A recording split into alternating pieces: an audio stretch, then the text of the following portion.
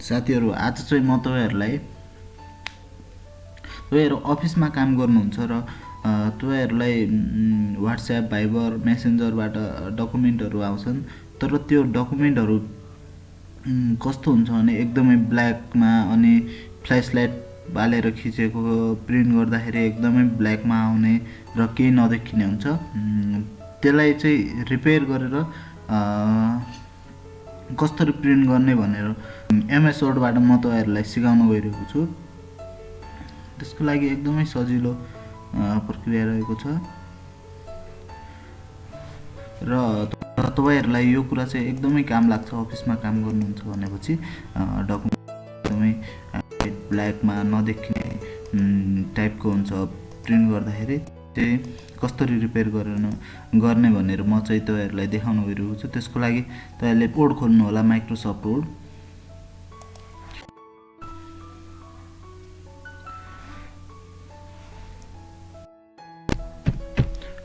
Okay,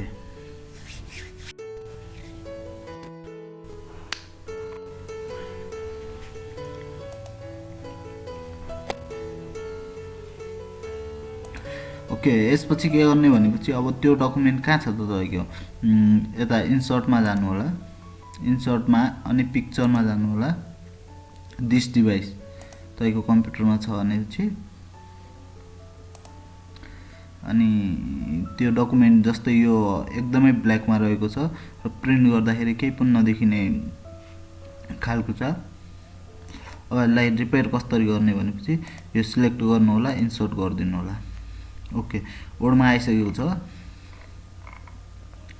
अब यसलाई पहिला चाहिँ हामी यो तलको भाग क्रप गरौँ अलिकति। क्रप गर्नको लागि यतापट्टि क्रप छ, क्रप अप्सन, यसमा क्लिक गर्नु होला। मिलाएर क्रप गरिदिउँ।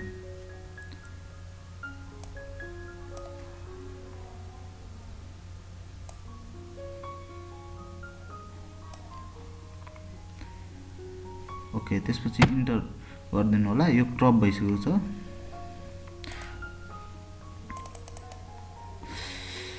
अब यसमा डबल क्लिक गर्नु होला र वार्म ट्याक्स हुन्छ अनि त्यसमा इन फ्रन्ट अफ ट्याक्स गरिदिनु होला।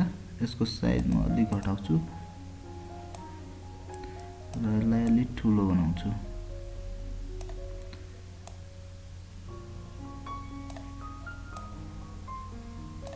ओके, यसपछि यहाँ डबल क्लिक गर्नु होला। यस्तो पिक्चर फर्मेटमा जान्छ। त्यसपछि तपाईले करेक्सनमा जानु होला अनि यहाँ करेक्सनमा तलपट्टि पिक्चर करेक्सन अप्सन हुन्छ हैन, त्यसमा जानु होला। यतापट्टि चाहिँ यो पिक्चर करेक्सन भन्नेमा जानु होला। त्यसपछि पिक्चर करेक्सनमा तपाईले शार्पनेस बढाइदिनु होला।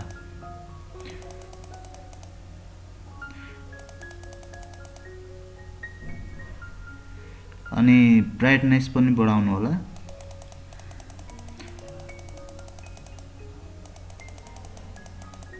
एकदमै बढाउनु पर्ने जस्तो लागिरहा, बढाउँदै जानु होला।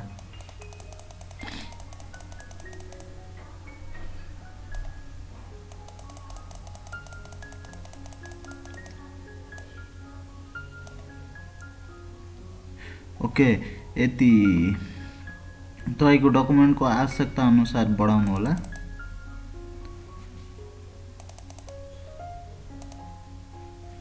ओके, त्यसपछि कन्ट्रास्ट पनि बढाउनु होला।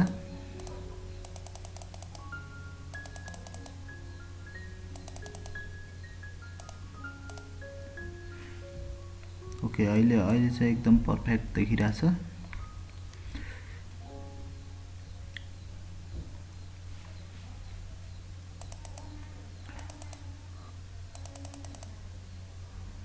र यो शार्पनेस पनि तपाईँ आवश्यकता अनुसार बढाउनु होला।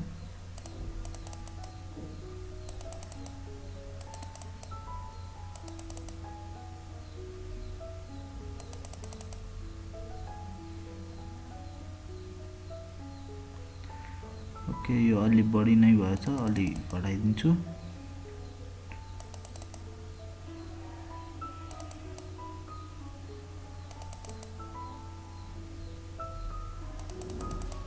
फोर्टी 45 राख्छु।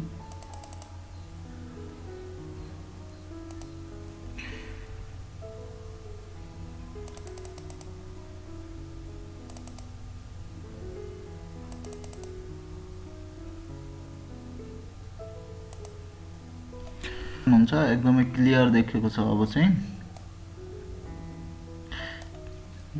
यसलाई कन्ट्रोल पी गरेर प्रिन्ट पनि गर्न सक्नुहुन्छ र यो साइडको भागलाई अलि हटाउनु, यो साइडको भाग अलि ब्ल्याक आएको छ भने यसलाई हटाउनुको लागि हामी इन्सर्टमा गएर सेपको प्रयोग गरेर हटाउन सक्छौँ।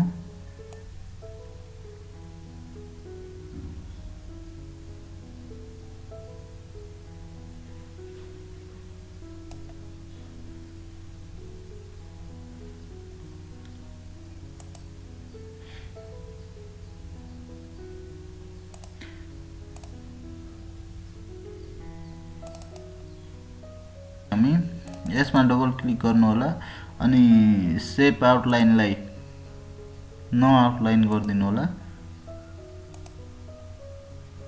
त्यसपछि फेरि सेप लिनु होला। यो माथिपट्टि अलि बढी भएको यसलाई पनि हटाइदिने छौँ।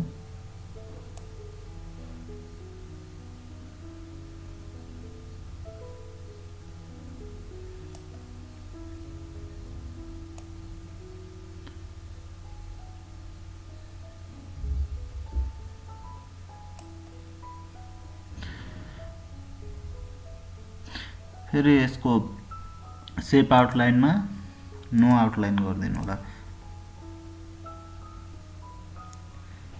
फेरि हामी इन्सर्ट सेपमा जानेछौँ, सेप लिनेछौँ। ओके, यतापट्टिको पनि हामी मिलाइदिनेछौँ टक्क। फेरि सेप आउटलाइनमा गएर नो आउटलाइन। ओके, यति गरिसकेपछि भइसकेको छ हाम्रो, लगभग क्लियर भइसकेको छ। यसलाई सिधै कन्ट्रोल पी गरेर पनि प्रिन्ट गर्न सक्नुहुन्छ। यति गर्दाखेरि एकदमै हाम्रो पर्फेक्ट आउने गर्छ यसरी प्रिन्ट गर्दाखेरि। र यो चाहिँ एउटा सेभ गरेर पनि राख्न सक्नुहुन्छ। सेभ एजमा जानु होला। त्यसपछि कुन फोल्डरमा सेभ गर्ने त हेरौँ। यता म चाहिँ भिडियोमा सेभ गर्छु अनि यसलाई चाहिँ ओडमाबाट डाइरेक्ट पिडिएफमा सेभ गर्नुको लागि यता सेभ एज टाइपमा क्लिक गर्नु होला र यतापट्टि पिडिएफमा सिलेक्ट गरेर सेभ गर्न सक्नुहुन्छ। मेरो अलरेडी सेभ छ भनिरहेछ।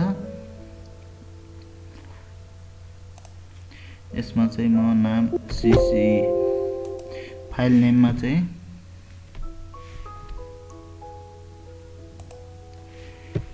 म चाहिँ सीसी राख्छु। ओके, अब सेभ गरिदिनु होला।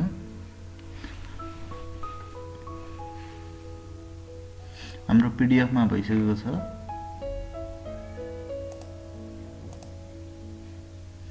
ओके, अब यसलाई प्रिन्ट गर्न पनि सक्नुहुन्छ तपाईहरु। प्रिन्ट गर्यो भने एकदमै क्लियर आउँछ। हाम्रो डकुमेन्टहरु अफिसमा भाइबर व्हाट्सएपमा पठाउँदाखेरि फ्ल्यास लाइट बालेर पठाएको हुन्छ। त्यो प्रिन्ट गर्दाखेरि तपाईहरुले विचार गर्नुभयो होला एकदमै ब्ल्याकमा आउने गर्छ र त्यो पछि स्क्यान गरेर हामीले कहीँ पठाउनु पर्दाखेरि चाहिँ त्यो के पनि नदेखिने खालको हुन्छ। त्यसको लागि यो प्रोसेस गरेर गर्नु होला। एकदमै सजिलो र डकुमेन्ट क्लियर देखिने हुन्छ।